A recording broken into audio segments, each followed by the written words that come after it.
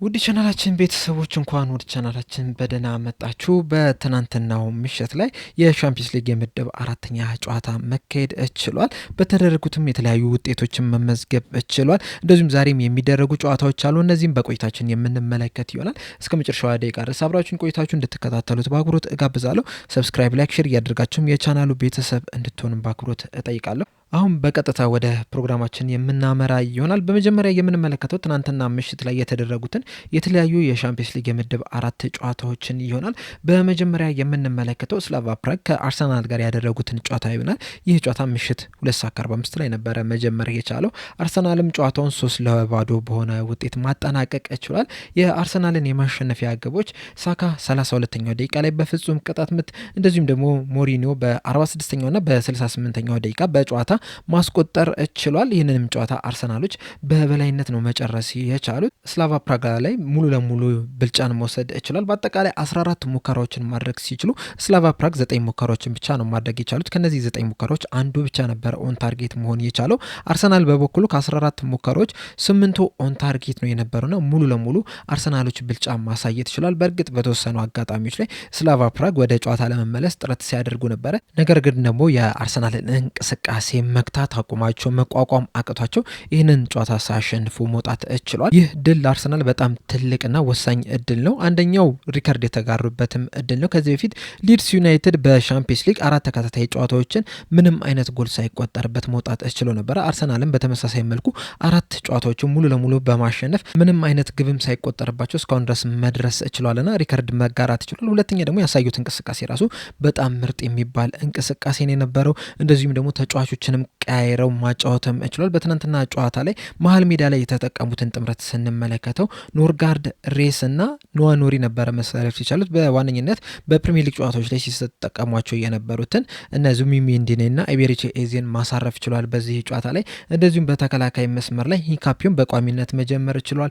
በተጨማሪም በአጥቂ መስመር ላይ ሞሪኖ በቋሚነት መጀመር ችሏል። የጨዋታው ኮከብም መባልም ችሏልና ተጫዋቾችንም ቀያይሮ እንደዚህ አይነት ምርጥ ፐርፎርማንስን ማሳየታቸው አርሰናልን እንዲደነቁ እንደዚሁም ደግሞ የዘንድሮን ዋንጫ የማሸነፍ ግምትም እንዲሰጣቸው አድርጓልና በጣም በጥሩ ግስጋሴ ላይ ነው የሚገኙት። በአጠቃላይ ዘንድሮ 3 ጎሎች ብቻ ናቸው የተቆጠሩባቸውና ምን አይነት ድንቅ የመከላከል ስራን እየሰሩ እንደሆነ ምን አይነት ምርጥ ተከላካዮችም እንዳሏቸው በዚህ ጨዋታ ላይ በደንብ መመልከት የምንችል ይመስለኛል። በሌላ በተደረጉትን ጨዋታዎች ስንመለከት በተመሳሳይ ሰዓት ከአርሰናል እኩል የተደረገው የናፖሊና የኢንትራ ፍራንክፈርት ጨዋታ 0-0 በሆነ አቻ ውጤት መጠናቀቅ ችሏል። በዚህ ጨዋታ ላይ ናፖሊዎች የተሻለ መንቀሳቀስ ችለው ነበር። በጨዋታው ላይም ብልጫን ማሳየት ችለው ነበር። አብዛኛውን ደቂቃ የበላይነት መውሰድ ችለው ነበር። በአጠቃላይ 1.85 ኤክስፔክትድ ጎል ነበራቸው። ኢንትራ ፍራንክፈርቶች በበኩላቸው 0.36 ብቻ ነበር ኤክስፔክትድ ጎል የነበራቸው። እንደዚሁም 18 ሙከራዎችን ማድረግ ችሏል ናፖሊዎች። ከነዚህ ግን 3ቱ ብቻ ነበር ኦን ታርጌት መሆን የቻሉት።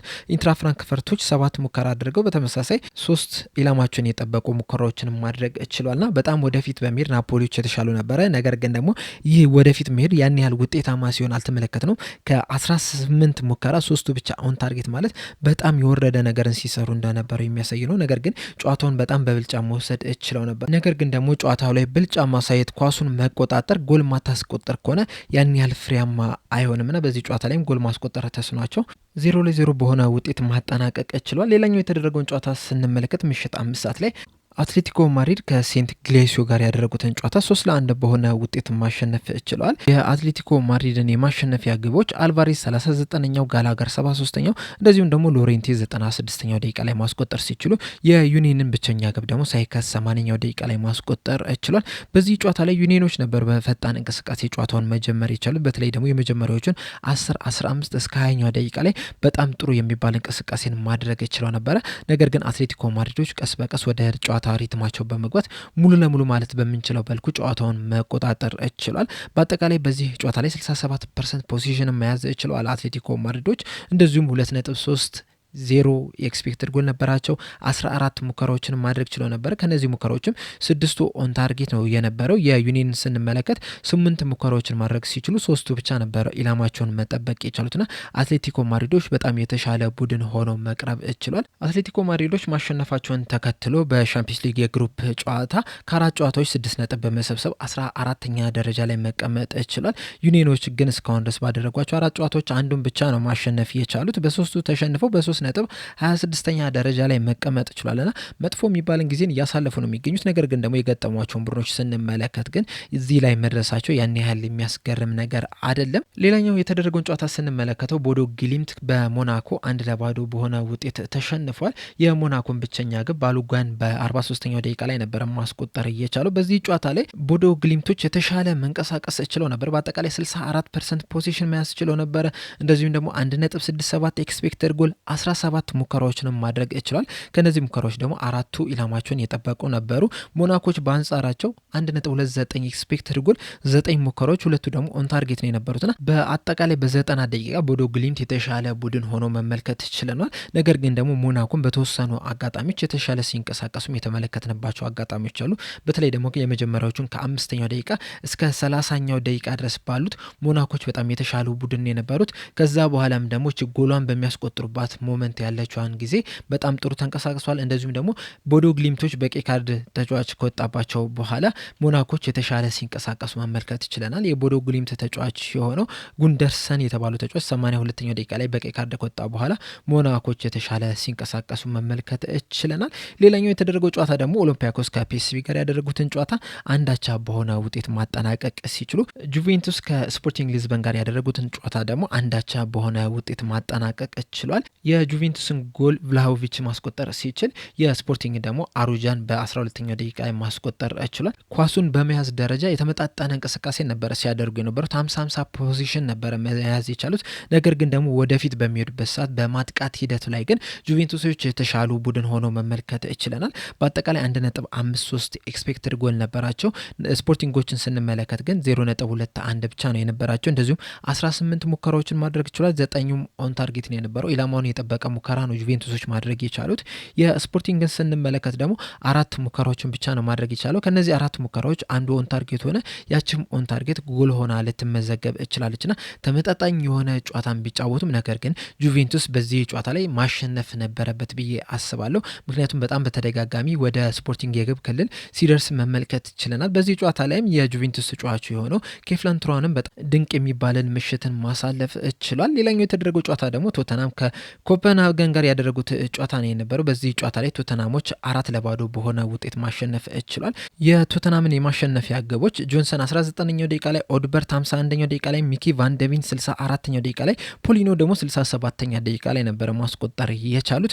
በዚህ ጨዋታ ላይ በተለይ ሚኪ ቫንደቪን ያስቆጠራት ጎል በጣም ድንቅ የምትባል ሶሎ ጎል የነበራቸው። ከዚህ በፊት ሰን ያስቆጠራት ጎል ትዝ የሚላችሁ ከሆነ ከራሱ የግብ ክልል እየገፋ ሄዶ ድሪብል እያደረገው ሄዶ ያገባት ጎል ከዛ ጋር የምትመሳሰል ነበረችና ሚኪ ቫንደቪን በጣም ድንቅ የሚባልን ምሽት ማሳለፍ ይችላል። በዚህ ጨዋታ ላይ 57ኛው ደቂቃ ላይ ብራንደን ጆንሰን በሬክለስ ፋውል በመስራቱ ምክንያት በቀይ ካርድ ሊወጣ ችሏል። ከዛ በኋላ ግን ተመጣጣኝ የሆነ እንቅስቃሴ ነበረ ሲያደርጉ የነበሩት። አንድ ጊዜ ቶተናሞች ምርጥ ብቃታቸውን ማሳየት ችሏል። በተለይ ደግሞ ከ65ኛው ከ70ኛው ደቂቃ በኋላ ደግሞ ኮፐንሃገኖች በጣም ምርጥ የሚባልን እንቅስቃሴን ማድረግ ችሏል። ሌላኛው ተጠባቂ ጨዋታ የነበረው ፒኤስጂ ከባየር ሙኒክ ጋር ያደረጉት ጨዋታ ነበረ። ይህንን ጨዋታ ባየር ሙኒኮች 2-1 በሆነ ውጤት ማሸነፍ ችሏል። ነገር ግን ከጨዋታው በላይ ፒኤስጂዎችን የጎዳቸው የተጎዱት ተጫዋቾች ናቸው። በእርግጥ ተሸንፏል። እንደዛም ቢሆንም ግን ተሸንፈውም ቢሆንም እስካሁን ድረስ ባለው ነጥብ 3ኛ ደረጃ ላይ ነው የተቀመጠው በሻምፒዮንስ ሊግ የደረጃ ሰንጠረዥ። ነገር ግን ደግሞ ያጣቸውን ወሳኝ ተጫዋቾች ስንመለከት ደግሞ ምናልባትም ለቀጣይ ጨዋታዎች ትንሽ አሳሳቢ የሚሆንበት ይመስለኛል። ምክንያቱም በዚህ ጨዋታ ላይ 26ኛው ደቂቃ ዴምቤሌ ጉዳቱ አገርሽቶበት ተቀይሮ ሊወጣ ችሏል። እንደዚሁም ደግሞ የመጀመሪያው አጋማሽ ሊጠናቀቅ 6ኛ ጨማሪ ደቂቃ ላይ አሽራፍ ሀኪሚን በጉዳት ምክንያት ሊያጣው ችሏል። በዚህ ጨዋታ ላይ በባየር ሙኒክ በኩል አንድ ተጫዋች በቀይ ካርድ ወጥቶባቸዋል። የቀድሞ የሊቨርፑል ተጫዋች ሆነው ሉዊስ ዲያዝ ሀኪሚ ላይ በሰራው ሬክለስ ፋውል መጀመሪያ ቢጫ ካርድ ነበር የተሰጠው። ነገር ግን በቫር ከታየ በኋላ ወደ ቀይ ካርድነት ሊቀየር ይችላል። በጣም አስጠሊታ የሚባልን ፋውል ነው የሰራበት። ከኋላ መጥቶ ነው እንግዲህ ተጫዋቹን እየጎዳውና ምናልባትም ለአፍሪካ ዋንጫም ላይደርስ ይችላል፣ የዘንድሮም ሲዝኑም ሊያበቃ ይችላል ነው እየተባለ የሚገኙ። በእርግጥ እስካሁን ድረስ ገና ምርመራ አልተደረገለትም። ነገር ግን እንደታየው ከሆነ ግን ያን ያህል ደስ የሚል ጉዳት አይደለም ያጋጠመውና ምናልባትም እሱ ረዥም ጊዜ የሚጎዳ ከሆነ ፒኤስጂዎችን ሊጎዳቸው ይችላል ብዬ አስባለሁ። በተለይ ያለፈው ሲዝን ፒኤስጂዎች የተለያዩ ዋንጫዎችን እንዲያሳኩ የአሽራፍ ሀኪሚ ሚና በጣም ላቅ ያለ ነው የነበረው። ዘንድሮም በጣም ምርጥ የሚባል እንቅስቃሴን ሲያደርግ መመልከት ችለናልና እነዚህን ተጫዋቾች በጉዳት ምክንያት ማጣታቸው ከጨዋታው መሸነፍም በላይ የሚጎዳቸው ይመስለኛል። ከነዚህ ጉዳት በስተቀር ግን ጨዋታው በጣም ምርጥ የሚባል ጨዋታ ነው የነበረው። በተለይ ደግሞ የመጀመሪያው አጋማሽ ላይ ባየር ሙኒኮች በጣም በፈጣን ሁኔታ ነበረ ጨዋታውን መጀመር የቻሉት። እስከ 5ኛው ደቂቃ ድረስም የተሻለ መንቀሳቀስ ችሏል ከፒኤስጂ አንጻር ስንመለከተው። በዚህም የተሻለ በተንቀሳቀሱበትም ጊዜ በሉዊስ ዲያዝ አማካኝነት በ4ኛውና በ32ኛው ደቂቃ ላይ ባስቆጠሯቸው ግቦች ፒኤስጂዎችን 2-0 በሆነ ውጤት መምራት ችለው ነበር። ከዛ በኋላ ነው እንግዲህ ቀስ በቀስ ፒኤስጂዎች ወደ ጨዋታው ተመልሰው ሙሉ ለሙሉ ማለት በምንችለው መልኩ ባየር ሙኒኮችን መብለጥ ችሏል። በተለይ ደግሞ ሰከንድ ሃፍ ላይ ፒኤስጂዎች የተሻለው ቡድን ሆነው መቅረብ ችሏል። በዛም ምክንያቱም 74ኛው ደቂቃ ላይ ኔቬዝ ባስቆጠራት ግብ 2-1 በሆነ ውጤት ሊመዘገብ ችሏል። ከዛ በኋላም ተደጋጋሚ ሙከራዎችን ሲያደርጉ መመልከት ችለናል። ፒኤስጂዎች በአጠቃላይ በዚህ ጨዋታ ላይ 25 ሙከራዎችን ማድረግ ችሏል። 9ኙ ኦን ታርጌት ነው የነበሩ፣ ኢላማቸውን የጠበቁ ነው የነበሩት። አንዷ ብቻ ነች ግን ወደ ግብነት መቀየር የቻለችው። 8ቱን ሙከራዎች ኒውየር ሊመልሳቸው ችሏል። ባየር ሙኒኮች በበኩላቸው በጨዋታው ላይ 9 ሙከራዎችን ነው ማድረግ የቻሉት። 5ቱ ብቻ ነበሩ ኦን ታርጌት መሆን የቻሉትና ፒኤስጂዎች የተሻለ ቡድን ሆኖ መቅረብ ችሏል። በተለይ ደግሞ ሉዊስ ዲያዝ በቀይ ካርድ ከወጣ በኋላ ባየር ሙኒኮች ትንሽ የተቸገሩ ይመስላል። ሰከንድ ሃፍም የሚያሳየው ያንን ነገር ስለሆነ ማለት ነውና በጣም አዝናኝ ጨዋታ ነበር። እንደዛም ቢሆንም እስከ መጨረሻው ድረስ ሊቋቋሟቸው ችለዋል። ፒኤስጂዎች ከዚህ የተሻለ ነገር ማድረግ ነበረባቸው። ምክንያቱም አንድ ተጫዋች በቀይ ካርድ ወጥቶባቸው 45 ደቂቃ ኖሮ የተለየ ነገር አለማድረጋቸው ትንሽ የጎዳቸው ይመስለኛል። ሌላኛው ተጠባቂ ጨዋታ የነበረው በሪያል ማድሪድና በሊቨርፑል መካከል በአንፊልድ የተደረገው ጨዋታ ነው የነበረው። ይህንንም ጨዋታ ሊቨርፑሎች ማካሊስተር ባስቆጠራት ብቸኛ ግብ 1-0 በሆነ ውጤት ማሸነፍ ችሏል። ይህ ጨዋታም በጣም አዝናኝ የሚባል ጨዋታ ነው የነበረው። በተለይ በሊቨርፑል በኩል ሪያል ማድሪዶችን በተደጋጋሚ ሲያጠቁ መመልከት ችለናል። በጨዋታው ላይ በአጠቃላይ ሊቨርፑሎች ወደ 17 የሚጠጉ ሙከራዎችን ማድረግ ችሏል። ከነዚህ 17 ሙከራዎች 9ኙ ኦን ታርጌት ነው የነበሩትና የኩርቷ በሪያል ማድሪድ ቤት መኖር ነው እንጂ ምናልባትም ከዚህ የበለጠ ጎልም ማድሪዶች ሊቆጠርባቸው ይችል ነበረ። ሪያል ማድሪዶች በበኩላቸው 8 ሙከራዎችን ማድረግ ችሏል። ከ8ቱ 2ቱ ብቻ ነበሩ ኦን ታርጌት መሆን እየቻሉት። በእርግጥ ኳሱን በመያዝ ደረጃ ሪያል ማድሪዶች የተሻሉ ሊሆኑ ይችላሉ። ነገር ግን ደግሞ ውጤታማ አካሄድን ከመሄድ አንጻር ሊቨርፑሎች በጣም የተሻሉ ቡድን ሆኖ መመልከት ችለናቸዋል። በተለይ የመጀመሪያው አጋማሽ ላይ ሊቨርፑል በጣም የሚያስደንቅ ቡድን ሆኖ መመልከት ችለናል። እስከ ጎሏን እስከሚያስቆጥሩበት ሰዓት ድረስ ሪያል ማድሪዶች መፈናፈኛ እስኪያጡ ድረስ ነበረ ሊቨርፑሎች ፕረስ ሲያደርጉ የነበሩት። እንዲሁም ከጨዋታው በኋላ አሰልጣኝ አርነ ስሎት አንድ የተናገሩት ነገር ነበረ። እሱም ምንድን ያሉት ኳስ ከኛ ጋር ሲሆን ወይም ደግሞ ፕረስ ማድረግ በምንችልበት ሰዓት ሙሉ ለሙሉ ፕረስ እናደርጋለን።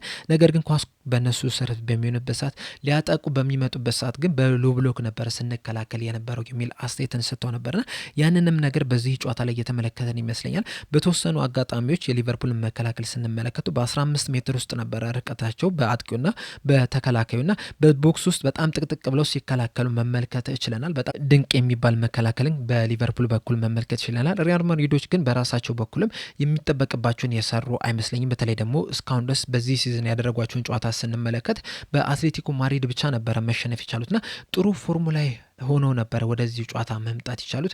ሊቨርፑልን ስንመለከት ደግሞ ካለፉት 8 ጨዋታዎች 2ቱን ብቻ ነው ማሸነፍ የቻለው እና ምንም እንኳን አስቶን ቪላን አሸንፈው ቢመጣ ራሱ ባለው ፎርማቸው እንደዚሁም በተጫዋቾች ጥራት ሪያል ማድሪዶች በጣም የተሻሉ ቡድን ነበሩ።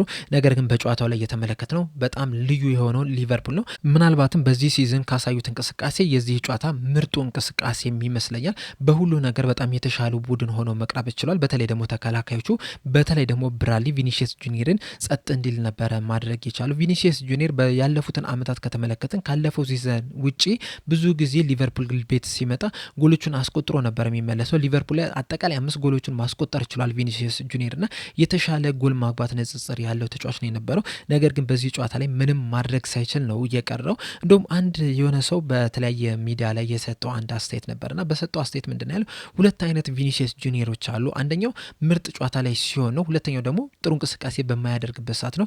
ምርጥ ጨዋታ ላይ በሚሆንበት ሰዓት ምርጥ እንቅስቃሴን እያደረገ ከሆነ በጣም ብዙ ነገሮችን ሲለውጥ ትመለከቷለህ። ነገር ግን ደግሞ ምርጥ ጊዜን የማያሳልፍ ከሆነና ጨዋታው ላይ እየጠፋ ከሆነ ደግሞ ብዙ ጊዜ እያለቃቀሰ ዳኛው ጋር ሲሄድ እንመለከቷለንና በዚህ ጨዋታ ላይም የተመለከትነው ያንን ነው። በተደጋጋሚ ዳኛውን ጥያቄ ሲያቀርብለት ነበር ምንም ነገር ሳይሆን የሚል አስተያየትን ሲሰጥ ሰምቻለሁና በዚህ ጨዋታ ላይ የትኛውም የሪያል ማድሪድ ተጫዋች ከኩርቱዋ በስተቀር ያን ያህል ምርጥ እንቅስቃሴ አድርጓል ልንለው አንችልም። በጣም የወረደ አቋምን ነበር ነበር ሲያስመለክቱን የነበሩት።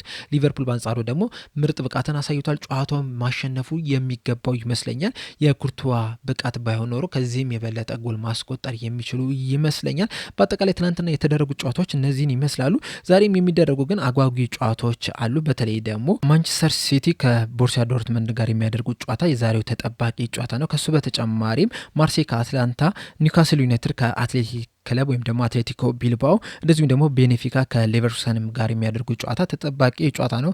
ከዛ ውጭ ግን ፓፎ ከቪላሪያል፣ ኳርባግ ከቼልሲ፣ አያክስ ከጋላታ ሰራይ፣ ክለብ ብሩጅ ከባርሴሎና፣ ኢንተር ሚላን ከካራት አልማይቲ ጋር የሚያደርጉት ጨዋታ ይኖራል። ከነዚህ ጨዋታዎች ውስጥም አንዱ መርጣችሁ እንድትከታተሉት በአክብሮት ጋብዛለሁ። ለእኔ ግን ምርጡ ጨዋታ የቱ ነው ካላችሁኝ ግን ማንቸስተር ሲቲ ከቦሩሲያ ዶርትመንድ ጋር የሚያደርጉት ጨዋታ ነው። ሃላንድን በጣም ብዙ በታወቀበት በጣም ብዙ ዝናን ወዳገኘበት ክለብ ተመልሶ የቀድሞ ክለቡን የሚገጥም ይሆናል። በእርግጥ ይህ ጨዋታ ሲቲ ሜዳ በኢትሃድ ነው የሚደረገው። ነገር ግን እንደዛም ቢሆንም የቀድሞ ክለቡን ነው የሚገጥመው። ከዚህ በፊት 9 ጊዜ መገናኘት ችሏል። 3ቱን ማንቸስተር ሲቲ ሲያሸንፍ 3ቱን ደግሞ ቦሩሲያ ዶርትመንድ ማሸነፍ ችሏል። በ3ቱ ደግሞ አቻ በሆነ ውጤት ነው ማጠናቀቅ የቻሉት። ለመጨረሻ ጊዜ የተገናኙት በ2022 የሻምፒየንስ ሊግ የግሩፕ ጨዋታ ላይ ነው የነበረው። የመጀመሪያውን ጨዋታ በኢትሃድ የተደረገውን ጨዋታ ማንቸስተር ሲቲ 2-1 በሆነ ውጤት ማሸነፍ ሲችል በጨዋታው ላይም ስቶንስና ሃላንድ ነበሩ ጎሎቹን ማስቆጠር የቻሉት። ለዶርትመንድ ደግሞ ቤሊንግሃም ነበረ ማስቆጠር የቻለው። ከዛ በኋላ ግን በቦሩሲያ ዶርትመንድ የተደረገውን ጨዋታ 0-0 በሆነ ውጤት ነው ማጠናቀቅ የቻሉት። በእነዚህ ጨዋታዎች ላይ ግን በጣም ብዙ ጎሎች ሲቆጠሩ አልተመለከትም። በጣም በጠባብ ውጤት ነው የሚሸናነፉት። ያን ያህል ሰፊ የጎል ልዩነት አይፈጠርም። ይህም ጨዋታ ምርጥ ጨዋታ ይሆናል ተብሎ ነው የሚጠበቀው። በተለይ በዚህ ሲዝን በየሊጋቸው እያሳዩ ያሉት አቋም ይህንን ጨዋታ እንድንጠብቀው ያደረገ ይመስለኛል። ምክንያቱም ማንቸስተር ሲቲ ፕሪሚየር ሊግ 2ኛ ደረጃ ላይ ሲቀመጥ ቦሩሲያ ዶርትመንድ ደግሞ በቡንደስሊጋ 3ኛ ደረጃ ላይ ነው የተቀመጠው። እንደዚሁም ደግሞ በሻምፒየንስ ሊግ ያላቸውን ደረጃ ስንመለከት ራሱ 8ኛና 9ኛ ደረጃ ላይ ነው የተቀመጡት። እስካሁን ድረስ ባደረጓቸው 3 ጨዋታዎች ሁለቱም 7 ነጥቦችን ነው መሰብሰብ የቻሉት። ሁለቱም 2 ጨዋታዎችን አሸንፏል።